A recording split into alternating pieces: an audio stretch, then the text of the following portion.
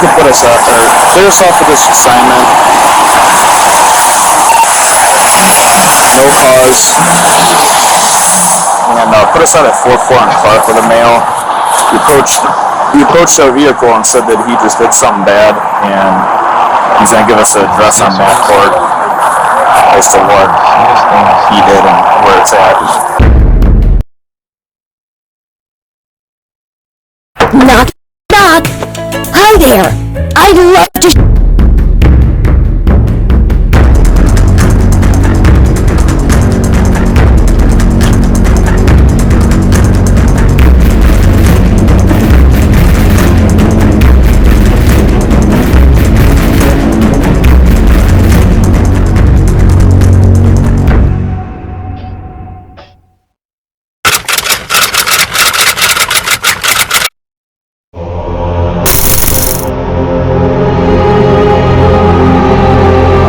Cool 52 degrees with light rain falling over Camden, New Jersey on October 30th, 2013. But for Blanca Ramirez, the weather wasn't the only thing weighing on her mind. She had an uneasy feeling, a sense that something was off. She explained further during an interview with a local ABC News affiliate. 45-year-old Jamie Molina had a problem. He was sick because he used to use drugs. Speaking through her cousin, Blanca Luz Ramirez believes her husband's drug habit may have contributed to the events of October 30th, 2013. Two friends of his, they came to get him. It was around 1:20 in the afternoon. She told him not to leave. She thought, she felt that something was going to happen to him. A short time later, police were called to the intersection of 5th and Cedar Streets in Camden for a shooting. There they found Molina shot to death. Detectives say the community is very close, and they're hoping that that closeness will bring someone forward. Anybody who has information or is even a little bit of information can help us piece this together and lead us in a direction of finding out who did this to him and his family. She knows that God's going to do justice. An autopsy revealed the cause of death was a gunshot wound to the head. The police opened an investigation, but were left grasping at straws. They had no leads, no suspects, only a grieving widow and an open case file. Then, that's crazy. Less than 2 months later, Camden police arrested Martin Muniz on unrelated charges. When they searched him, they found a firearm. The ballistics test later revealed that the gun matched the shell casing found next to Jamie Molina's body. Muniz became the prime suspect in the homicide, but his connection to the murder weapon alone wasn't enough to make a case stick, so the investigation stalled. And for years, the case remained cold, until winter 2023.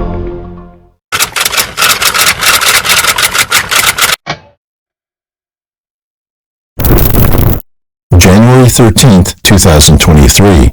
Just another snowy Friday evening in the Brooklyn Center neighborhood of Cleveland. Inside her home, 34-year-old Angelique Gonzalez was enjoying some quiet time with the people she cared about most.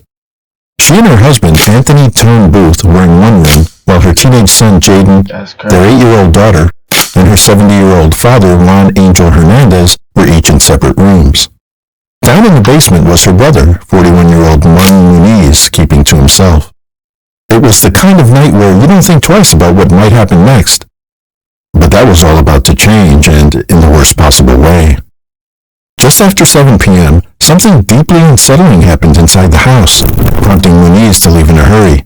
Once outside, he calmly waved down a passing police cruiser, and what he said next left them stunned. I'm serious, I'm not crazy. And you could go to the address and verify. The address is 3719 Mac Court. But I want you to handcuff me first. Alright, let me pull up really quick.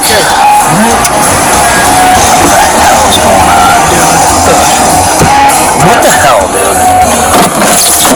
Hold on, I got us. Get out of cuffs. Turn your camera on. I said y'all gonna have to cuff me first. My boy probably about to snitch on himself. 2 Florida radio. Yeah, you can put us up or clear us off of this assignment. No cause. And put us out at 4-4 on Clark with a male. He approached our vehicle and said that he just did something bad, and he's going to give us an address on map court as to what he did and where it's at.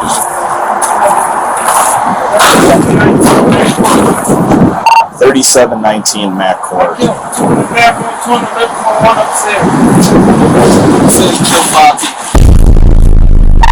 said that That boy is slow. he killed 5 people.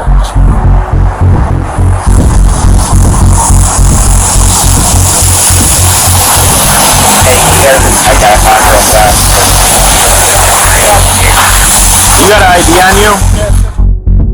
While Muniz was standing outside, calmly confessing his alleged crimes to the officers, 911 calls were pouring into the Cleveland Police Department dispatch center. Yeah, Cleveland Police, this is Operator Taylor. How can I help you? Hi, Tara. I got a phone call from my ex-boyfriend that he just killed his whole family, and his mother is on his way there to the house. Okay, what's the address? 3719 Mac Court. 3719 Mac Court.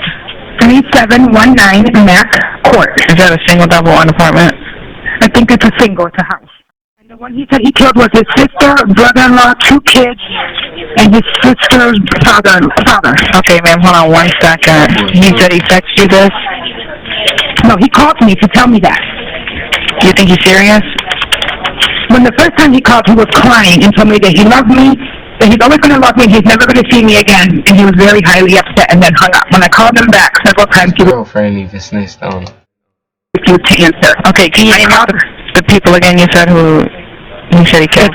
It's his sister, her name is Angelique, the husband, Tone, 2 kids, 117, I think the other little girl 6, and the father, his name is Angel. Alright, what's your ex-boyfriend's name? His name is Martin, Martin, Muniz, Muniz. Today, they came home. My sister ordered cleaning supplies delivered to the house, so I cleaned the house up. Then she came home, and they made chicken and macaroni and potatoes. So I'm like, alright, cool.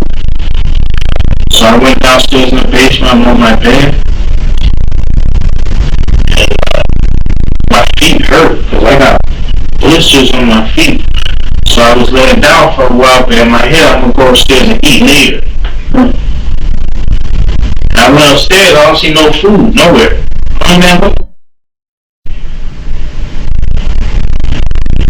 That was the last straw, man. I said, I'm tired.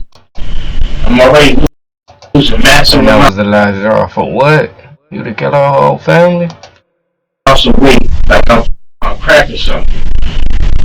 And then I come home, so my thing was, I would clean the house to justify me staying there. So you can never say, and I'm not just living there. And then at the same time, I'm trying to walk, I'm walking around trying to get a job or whatever. And then I sometimes I would cook for them. I just got tired of it, man. Listen, I'm gonna be honest with you, dude. People like me should never come home. Never. You know, everybody, we got people in there that cry about coming home. Oh, man. I've been there my whole life. I'm 41 years old and I got 21 years in a box. Dude, don't let me out. And I told him that before I left. It's the biggest mistake you could do. Just let me stay. Why even let me home? I educated myself here. I don't cause trouble here. You know, I first started my bid, yeah, of course I defend myself against tough guys. But towards the end, don't got no issue. And they still let me out.